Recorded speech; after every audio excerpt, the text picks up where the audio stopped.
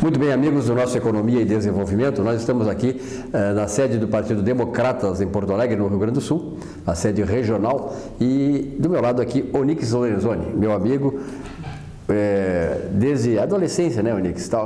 Jogamos botões, né? Quem é que ganhava mais? Era tu ou era o trapaceiro do Avancini aí? Olha, eu craque era o Avancini. Era o Avancini, craque.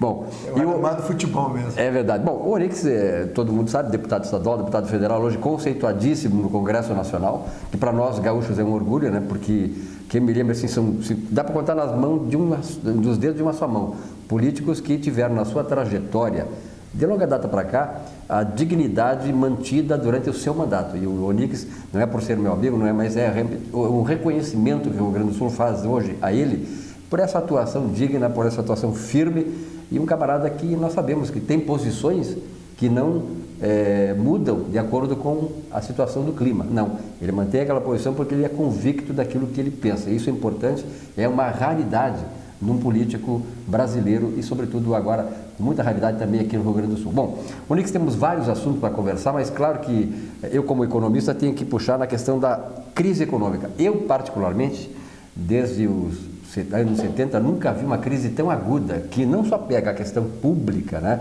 o setor público, mas atinge direta, frontal e definitivamente a iniciativa privada. E aí, como é que nós vamos sair dessa crise? Bom, primeiro dizer que é uma satisfação poder conversar contigo, né, com todos aqueles que estão ligados no programa, e dizer de que nós vivemos uma crise de credibilidade, né? Ou seja, governos, empresas vivem da confiança que o consumidor ou que o contribuinte tem, né, naquela empresa ou naquele governo. E talvez o maior dano causado pelo petismo no Brasil, né, e eu sempre faço uma certa diferenciação entre o Partido dos Trabalhadores e o petismo, na minha visão, é uma doença, que levou o Brasil a essa situação, né? Quer dizer, hoje nós temos um governo inerte, super aparelhado, é um mastodonte, pesado, incompetente, burocrático, e que fez más escolhas ao longo do tempo. E essas más escolhas se acentuaram no governo da presidente Dilma, né? Eu considero uma das maiores mentiras do ex-presidente Lula dizer que a Dilma era uma pessoa competente. Ela não é. Toda vez que o João Santana não tinha o pontinho no ouvido dela, o que aconteceu com ela? Lá na ONU dizia que tinha que sacar vento. Em outra cerimônia pública dizia que ela olhava para uma criança e era um cachorro. Então, coisas assim, completamente desconexas. E fora de compostura para um presidente, para a liturgia do cargo. Né? Exatamente, né? E as escolhas feitas, né? Quer dizer, no momento em que descobre o pré-sal. Qual é a saída do pré-sal? A saída do pré-sal foi reafirmar uma tese socialista do processo de partilha. Aí obrigou a Petrobras a participar de toda e qualquer perspectiva de perfuração de postos, com 30% do custo. Antes, a Petrobras apenas se beneficiava do êxito daqueles que corriam o risco. A coisa mais inteligente do mundo era isso, claro. Que era o regime de concessão. Chegamos a ter 18 ou 20 empresas do mundo todo prospectando petróleo no Brasil. Quando achava, aí a Petrobras entrava. Entrava, né? No filé. Não. A vantagem de ter descoberto o pré-sal, o que fez o governo da Dilma? Botou a Petrobras para roer carne de garrão. Quer dizer, isso é uma maluquice, né? Bom, esse é um dos problemas, né? Depois, esse capitalismo de Estado, né, escolhendo quem eram os amigos do rei, quem quer ganhar dinheiro para o rei. Está hoje o Rio Grande do Sul entrando na justiça junto com Santa Catarina para combater o problema da dívida, né, dos estados, que é um desrespeito à estrutura federativa. Quer dizer, o Rio Grande do Sul contratou 9 bilhões de dívida, pagou 20 e deve 50 na conta do governo. Quer dizer, o governo está fazendo agiotagem, né? E aí a gente olha como as coisas foram feitas durante o governo Lula-Dilma e ela emprestou $1 bilhão para o Porto de Mariel, para a Odebrecht, a 5% ao ano. Captou no Brasil a 7,5%. Quem está pagando a diferença? Nós. Aí os estados pagando 6% mais taxa Selic, quer dizer, dependendo da taxa Selic, chegou a ter 20%.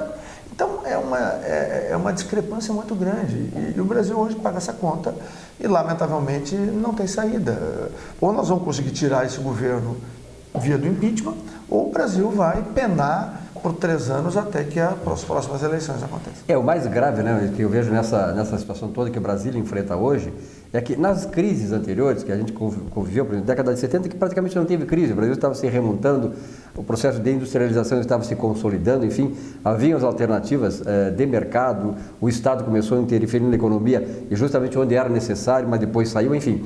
Mas depois da década de 80, as crises que aconteceram, por exemplo, em 82, a crise da desvalorização do dólar, a questão do delfinete na agricultura, a maxi-desvalorização do câmbio, a questão da alta inflação na década de 80, 90, enfim. Mas naquelas crises, nós tínhamos pelo menos uma perspectiva de sair da crise. O problema, como tu falaste muito bem, é que o empresário, ele vive de expectativas do mercado. Quer dizer, hoje não temos isso. Esse é o mais trágico. E uma economia que foi sendo engessada pelo Estado brasileiro. Esse é o grande problema, né? Durante muito tempo, nós tivemos uma parte da economia brasileira que tinha algum grau de liberdade, né? E que ajudava, né, a segurar o Brasil nas crises. Isso praticamente desapareceu. Hoje há uma interferência estatal no cotidiano da menor empresinha que tiver, né, lá em Putinga, né, ao grande conglomerado paulista, né? Ou seja, há uma participação ou via carga tributária que é brutal, né? Ou via a burocratização das licenças de toda ordem, né? Ou seja, o Estado brasileiro se transformou num grande peso que retira a competitividade dos nossos produtos, tanto no mercado interno quanto no mercado externo. A gente olha para o Mercosul, né? Hoje, 43% ou 44% da pauta de importação argentina não é brasileira, Silvio, é chinesa. Então, sai lá de Xangai, né? Sai lá de Pequim, e chega aqui em Buenos Aires mais barata do que de Uruguaiana a Buenos Aires. Então, alguma coisa está errada, né? E essa visão, essa capacidade de poder oferecer um outro caminho ao Brasil, tá? A gente não enxerga, porque é muito aferrado a questões ideológicas, né? Agora a gente está vendo a diferença que é o Macri recuperando com novas ideias, com ideias de mais liberdade, né, a economia argentina. Será que a Argentina vai nos passar a perna em 2, 3 anos? E já porque tem alguém que oxigenou? Exatamente, recuperando o ânimo dos empresários argentinos, que eu vi no Jornal da Nação outro dia, estava lendo, e realmente o que está faltando lá, o que está faltando aqui, está sobrando lá agora. Exatamente. Com o Macri. Quer dizer, mas a expectativa, o pessoal que está nos assistindo, Onix, pela situação tua, lá como uma das lideranças principais do Congresso, é saber o seguinte: agora, o governo está embretado. A expectativa da população é de que esse governo não tem, como tu disseste, não tem moral, não tem autoridade, não tem capacidade, não tem a mínima condição de fazer uma retomada, ou seja, até da questão da confiança da população e dos empresários na economia. A saída é o impeachment? Qual é a possibilidade do impeachment ser deflagrado?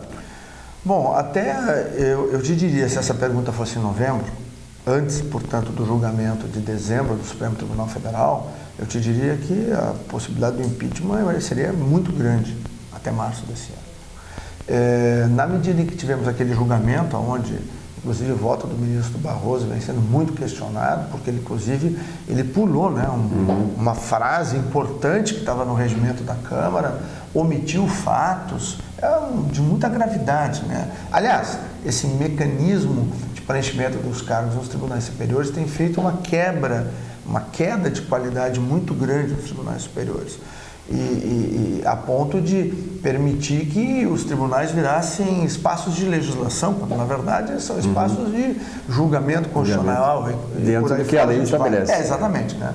Então, os embargos que a Câmara entrou, inclusive um dos advogados do meu partido é um dos formuladores, ele traz fatos novos que poderão fazer a revisão, né, da decisão tomada lá em dezembro. Se essa revisão, o voto secreto voltar para a composição da comissão e o voto avulso, que já valeu no episódio do Collor, ele for praticado, ele ganha muita força o processo do impeachment e ele é possível de ser atingido. Além do que, a última operação da Lava Jato, né, essa operação Acarajé, que pega o 40º ministro, né, o ministro sem pasta, né, do governo Dilma, o João Santana, ele abre uma perspectiva que, se o TSE, aí sobre o comando de Gilmar Mendes, mergulhar nas contas de campanha da Dilma, que já tem várias evidências nos autos da Lava Jato, fui membro da CPI da Petrobras e eu vi durante dias e noites aqueles autos, eu conheço bem, ali tem tranquilamente condições de retirar, né, tanto a Dilma quanto o Temer do poder, por estar contaminada a chapa por dinheiro obtido por corrupção. Essa é uma chance grande que existe, principalmente aqui esse caminho que o doutor Sérgio Moro sugeriu ao TSE seguir, inclusive com o nome lá dos delatores que deveriam ser ouvidos, né? Na medida em que isso acontecer, teríamos novas eleições no Brasil. O grande problema é o nosso presidencialismo. Se nós tivesse parlamentarismo, a gente já tinha saído dessa crise há muito tempo. É verdade. Né? Então, a saída do Brasil é uma excepcionalidade. E as excepcionalidades no presidencialismo brasileiro sempre são traumáticas. Então, é uma situação muito complexa que nós estamos vivendo. Com certeza. Bom, nós estamos num ano de eleições municipais no Brasil inteiro. E quando se fala em eleições municipais, Porto Alegre está no meio, claro, uma das capitais importantes do Brasil. Se fala e se lembra o nome de alguém que está aqui do meu lado, que é o Onyx Lorenzoni, teve experiência já como candidato a prefeito, foi uma experiência lá atrás, mas que já mostrou que ele tem um poder muito grande assim de convencimento da população pelo conhecimento que ele tem da cidade, dos problemas da cidade, pela experiência que ao longo do tempo ele também agora acumulou como parlamentar e como homem lidando as coisas do executivo, também como um gerente das coisas. Onyx, a prefeitura é um desafio que, digamos assim, tu podes abraçar esse ano ou não? Olha, muitas pessoas têm me procurado, né? Alguns partidos, o meu próprio partido, e é realmente um grande desafio. Né? Eu estou há 21 anos dizendo que se pode fazer coisas na área da gestão pública completamente diferentes que o Brasil experimentou ao longo desses 21 anos. Né? Lembrar, por exemplo, José Maria Aznar, que disse uma vez aqui em Porto Alegre que o sucesso dele do governo da Espanha se deveu a fazer com que o governo espanhol desse um passo atrás para que os espanhóis dessem muitos passos à frente. Aí eu me lembro de Rudolf Giuliani, né? Com câncer, foi a primeira autoridade que chegou no 11 de setembro lá no World Trade Center, de lá no arredopé, enquanto a situação estivesse controlada. E na mesa dele tinha uma frase que dizia: lugar do prefeito é onde estão as pessoas. Né? Então, eu estou trazendo esses dois conceitos para mostrar que se a gente conseguir construir um amplo arco de alianças, né? É uma eleição curta, de apenas 35 dias de rádio e televisão, 45 dias de campanha total. É uma eleição muito complexa, se precisa ter tempo de rádio e televisão para poder falar com as pessoas, para poder apresentar uma plataforma mínima.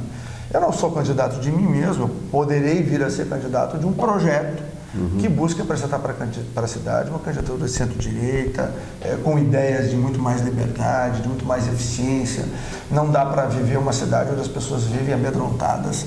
Essa tem que ser uma cidade segura para as pessoas de bem.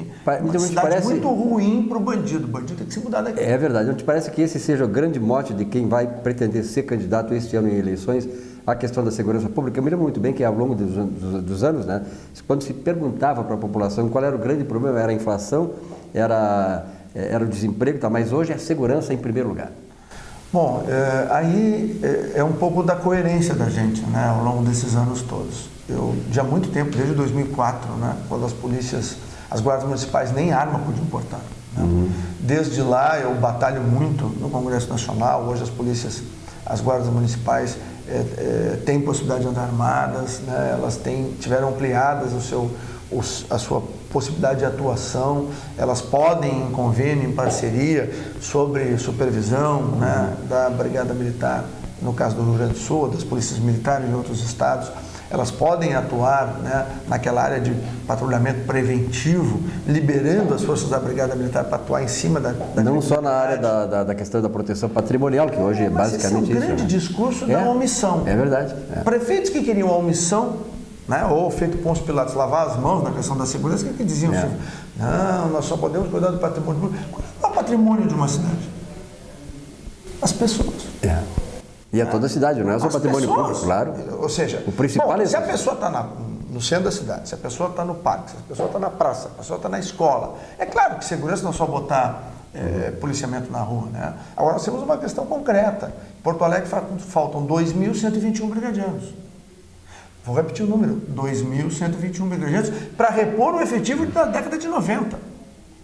Porque a cidade era menor. Eu não estou nem botando a atualização da projeção para hoje. Quem é que vai suprir isso? O governo do Estado? Do jeito que está? Não vai. Então, o que caberia, na minha visão, à Prefeitura Municipal? Tem hoje 700 homens? Teria que levar a Guarda Municipal no mínimo para 2.000. bem treinados, bem equipados, se fazer convênio com a Brigada Militar, ajudar lá na hora extra da Brigada Militar, ajudar no combustível para as viaturas, botar lâmpada na saída dos colégios, iluminar, programas culturais e esportivos para as comunidades em Porto Alegre, para ocupar a meninada, ou seja, são coisas que precisa ver globalmente. Agora, o prefeito tem que dizer, para aí, a cidade me deu uma outorga para cuidar dela, eu vou cuidar. E aqui vai ser uma cidade segura. Isso o prefeito tem que ter coragem de dizer. Se for o candidato, eu vou dizer isso. Se for candidato e for eleito, não vai ser um prefeito omisso. De jeito nenhum. Não é do meu perfil. As pessoas sabem, né? Eu tenho 21 anos de vida pública, nunca ninguém me viu em cima do muro. Eu sempre estou de um lado do muro. Né? As pessoas podem até não gostar de posições que eu assumo. Agora, eu sou uma pessoa que eu não tenho nenhum medo de assumir as minhas posições. E guardo coerência. O que eu estava dizendo em 2003, quando eu cheguei na Câmara, meu primeiro artigo no Jornal do Brasil, sabe qual foi? A mexicanização do Brasil. Eu alertava para o risco de o PT repetir no Brasil o que o PRI fez no México. O que fez no México? Aparelhou a burocracia, fez o que o Vargas Llosa chamava de ditadura democrática. É mais ou menos o que nós estamos vendo aqui hoje. Né? Então, essa coerência, ela estará, se for candidato e se a população de Porto Alegre aceitar as minhas propostas, ela será colocada 100% à disposição da sociedade de Porto Alegre. Eu vou botar essa coerência lá na prefeitura. Onix, muito obrigado pela gentileza de nos receber aqui na sede de Democratas. Eu tenho certeza que a população, este ano, mais do que nunca, de todas as eleições, desde que o Brasil se redemocratizou, a população agora levou um choque da necessidade de saber escolher e escolher bem, porque nós já erramos muito. Aí tem uma coisa muito importante, né? Eu acho que a responsabilidade de quem administrar as cidades a partir do ano que vem é mudar a lógica no Brasil. Não dá mais para permitir que a gestão se sirva das pessoas. Ela tem que estar a serviço das pessoas. E os partidos políticos não podem assumir como... Quer dizer, o Brasil, o Rio Grande do Sul, o Porto Alegre não é de partido político, não é propriedade de partido político. E não deve ser levado, em primeiro lugar, a ideologia. Tem que ser a administração que está e deverá estar a serviço da população, não é isso? É isso mesmo. Onix, um grande abraço, até a próxima. Até breve.